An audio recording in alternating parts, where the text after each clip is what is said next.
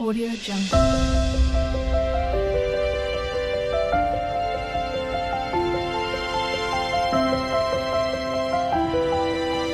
Audio Jungle.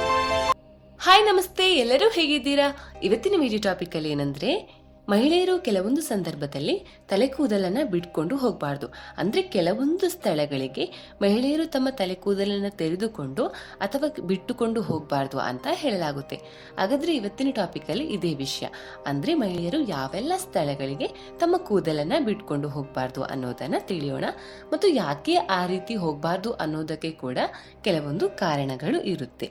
Hindu ಧರ್ಮದಲ್ಲಿ ಮಹಿಳೆಯರು ತಲೆ ಕೂದಲನ್ನ ಬಿಟ್ಟುಕೊಂಡು ಓಡಾಡುವುದನ್ನ ಅಶುಭ ಸಂಕೇತ ಅಂತ ಪರಿಗಣಿಸಲಾಗುತ್ತೆ. ಮಹಿಳೆಯರು ಯಾವಾಗಲೂ ತಲೆ ಕೂದಲನ್ನ ಬಿಟ್ಟುಕೊಂಡು ಓಡಾಡುವುದರಿಂದ ಅವರ ಮೇಲೆ ನಕಾರಾತ್ಮಕ ಶಕ್ತಿಗಳ ಪ್ರಭಾವ ಹೆಚ್ಚಾಗುತ್ತೆ ಅನ್ನೋದು ನಂಬಿಕೆ.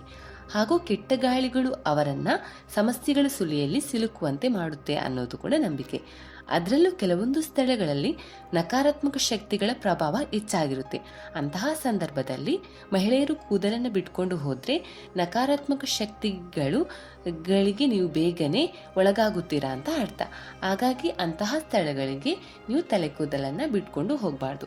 ಹಾಗಾದ್ರೆ ಆ ಸ್ಥಳಗಳು ಯಾವುದು ಎಂಬುದನ್ನ ಒಂದೊಂದಾಗಿ ತಿಳಿಯೋಣ. ಮೊದಲನೆಯದಾಗಿ ದೊಡ್ಡ ಮರದ ಬಳಿ, ಅಂದ್ರೆ ಮಹಿಳೆಯರು ತಮ್ಮ ತಲೆ ಕೂದಲನ್ನ ಬಿಟ್ಕೊಂಡು ಅಥವಾ ಹರಡಿಕೊಂಡು ಯಾವುದೇ ರೀತಿಯಾದ ಬೇವಿನ ಮರ ಅಥವಾ ಆಲದ ಮರದಂತಹ ದೊಡ್ಡ ಮರಗಳ ಕೆಳಗೆ ಹೋಗಬಾರ್ದು.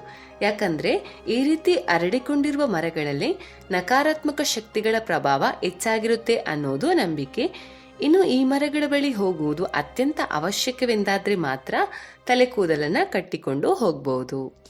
ಎರಡನೆಯದಾಗಿ ಬಾವಿಯ ಬಳಿ, ಬಾವಿಯಿಂದ ನೀರನ್ನು ಸೇದುವಾಗ ಅಥವಾ ಬಾವಿಯ ಬಳಿ ಹೋದಾಗ ಗಾಳಿಗೆ ತಲೆ ಕೂದಲನ್ನು ಬಿಟ್ಟುಕೊಳ್ಳುವ ಹವ್ಯಾಸವನ್ನ ಕೆಲವರು ರೂಢಿಸಿಕೊಂಡಿರ್ತಾರೆ. ಒಂದು ವೇಳೆ ನೀವು ಕೂಡ ಈ ಹವ್ಯಾಸವನ್ನ ರೂಢಿಸಿಕೊಂಡಿದ್ರೆ ಖಂಡಿತವಾಗಿಯೂ ಅದನ್ನ ನಿಲ್ಲಿಸಿ.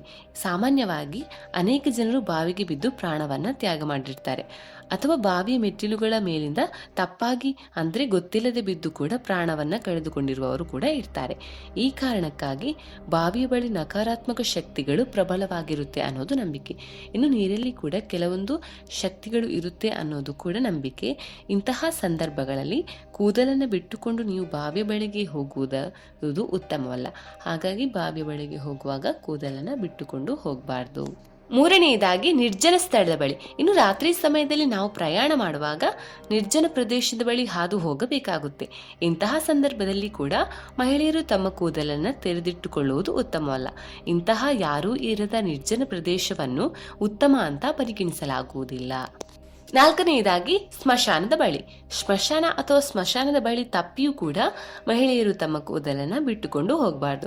ಯಾಕಂದ್ರೆ ಸ್ಮಶಾನ ಅಂದ ಮೇಲೆ ಅಲ್ಲಿ ನಕಾರಾತ್ಮಕ ಶಕ್ತಿಗಳು ಹೆಚ್ಚಾಗಿ ಇರುವುದು ಸರ್ವೇ ಸಾಮಾನ್ಯ. ಅಂತಹ ಪರಿಸ್ಥಿತಿಯಲ್ಲಿ ಮಹಿಳೆಯರು ಈ ಸ್ಥಳಗಳ ಬಳಿ ಹೋಗುವಾಗ ತಮ್ಮ ತೆರೆದ ಕೂದಲನ್ನ ಕಟ್ಟಿಕೊಂಡು ಹೋಗಬೇಕು ಅನ್ನೋದನ್ನ ಗಮನದಲ್ಲಿ ಇಟ್ಕೊಳ್ಬೇಕು.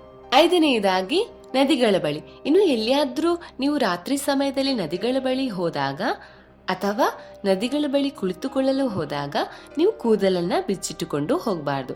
ಯಾಕಂದ್ರೆ ನದಿಯ ಸುತ್ತಲೂ ನಕಾರಾತ್ಮಕ ಶಕ್ತಿಗಳು ಯಾವಾಗಲೂ ಸಕ್ರಿಯವಾಗಿರುತ್ತೆ ಅನ್ನೋದು ನಂಬಿಕೆ.